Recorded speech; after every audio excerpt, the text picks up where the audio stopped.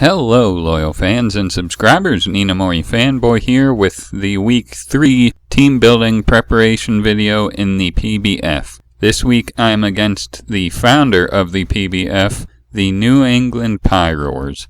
Given the fact that this opponent is the founder of the league and his record, not only this season but in the previous season also, that would be an intimidating enough factor on its own. However, looking at his team, this battle is not going to be easy, to say the least. In case you're unfamiliar with my team, I'll list it real quick.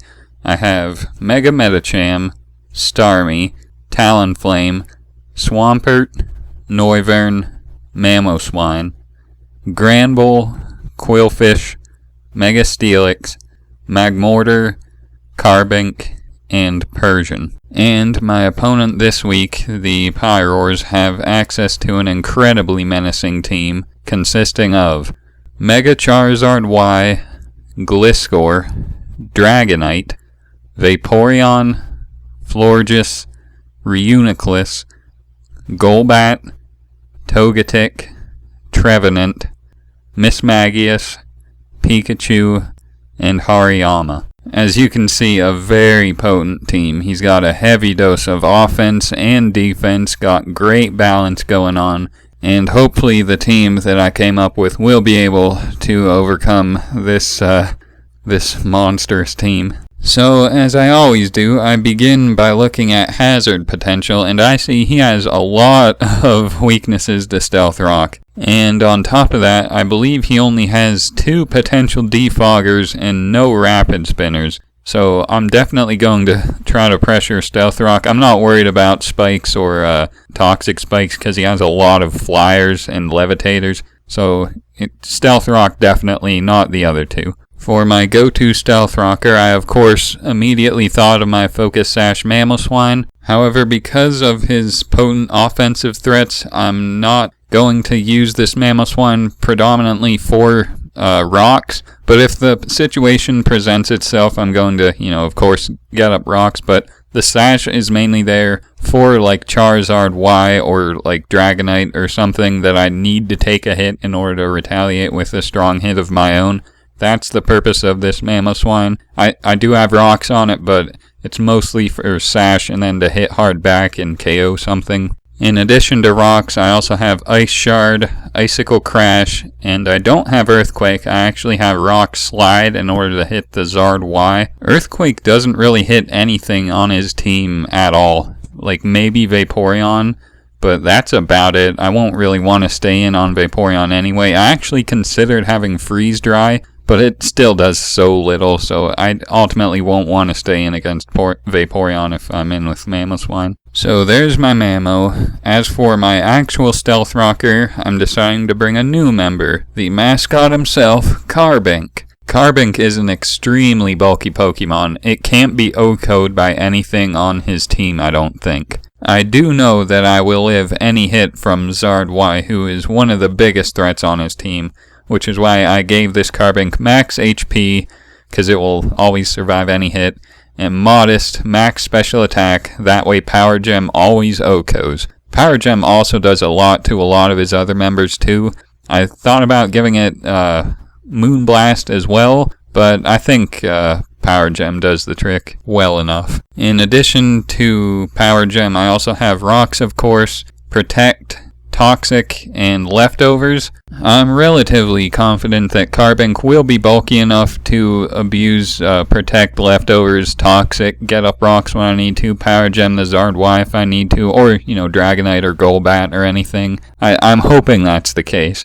I've never actually used Carbink competitively before, so this will be a first, but I'm hoping it'll prove to be a good decision. In the third slot, I opted for Talonflame with Adamant, max attack and HP. I thought about maybe giving it some speed in order to outspeed like Pikachu or max speed Gliscor, but I figured I'll go with max attack and HP. I gave this one Leftovers with Brave Bird instead of no item Acrobatics, Roost, Taunt, because I figured Taunt would be very beneficial. And then in the last slot, I'm still deciding between Will-O-Wisp and Swords Dance. I think Will-O-Wisp will do a lot better because he has quite a few bulky threats that I can see switching into Talonflame. But at the same time, I could also taunt them and then set up on them. So I can't really decide yet. I'm thinking more towards Willow. I'll decide soon, though. Either way, that's my Talonflame. To go with Talonflame, I of course have my Rapid Spinning Starmie, Timid, Max Speed and Special Attack, Scald, to burn, Psyshock to hit like Golbat and Hariyama, Ice Beam to hit Gliscor, Dragonite, Golbat, Trevenant, and then Scald instead of Hydro Pump.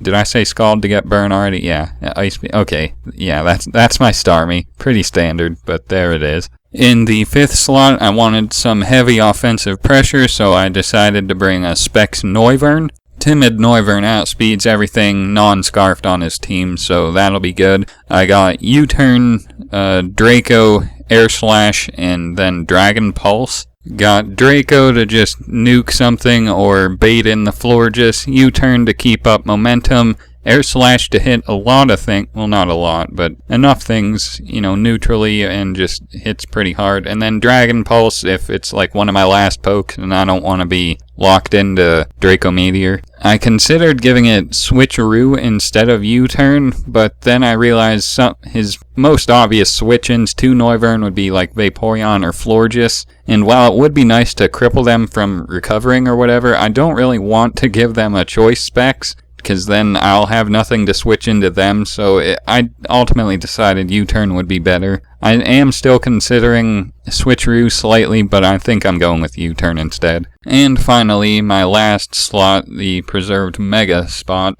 I honestly had trouble deciding between Megacham and Steelix, as I have been doing, because Metacham doesn't really hit much super effectively. I mean, it has Ice Punch to smash Gliscor and Dragonite, but, I can't nuke anything with High Jump Kick because he's got so many Flying types and Ghost types and Fairy types and Poison types and Psychic types. But at the same time, Mega Steelix can't really wall a lot of his team because he's got Zard Y to hit hard, Gliscor can hit hard, Dragonite can hit hard, Vaporeon can hit hard, Hariyama can hit hard.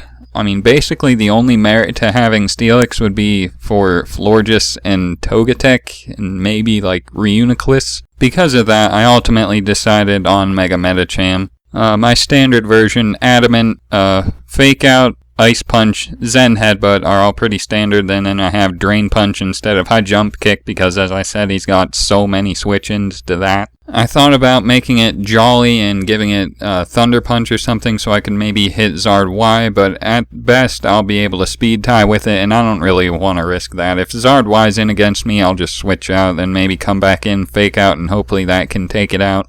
Who am I kidding? It probably won't, but I have other options for Zard Y. Nothing to really switch in, but if I have to sack something, I will then switch something in, take out Zard Y. Zard Y is just a very big threat, which is why hopefully the checks I listed will put in some work against it. Speaking of checks, let's just list the team I mentioned real quick once again. I have Talonflame, Starmie, Noivern, Mamoswine, Carbink, and Mega Metacham. As you can see, I don't have my standard Swampert. I figured because he's got Zard Y and Vaporeon and Trevenant, he's got a lot of threats. Mismagius too, he's got a lot of potential threats to Swampert, so I opted for basically Carbink instead. We'll give Carbink a shot. I hope it'll do well. And not just Carbink do well, I hope I do well too, because his team is so well balanced the way it is. I'm going to have to play extremely well,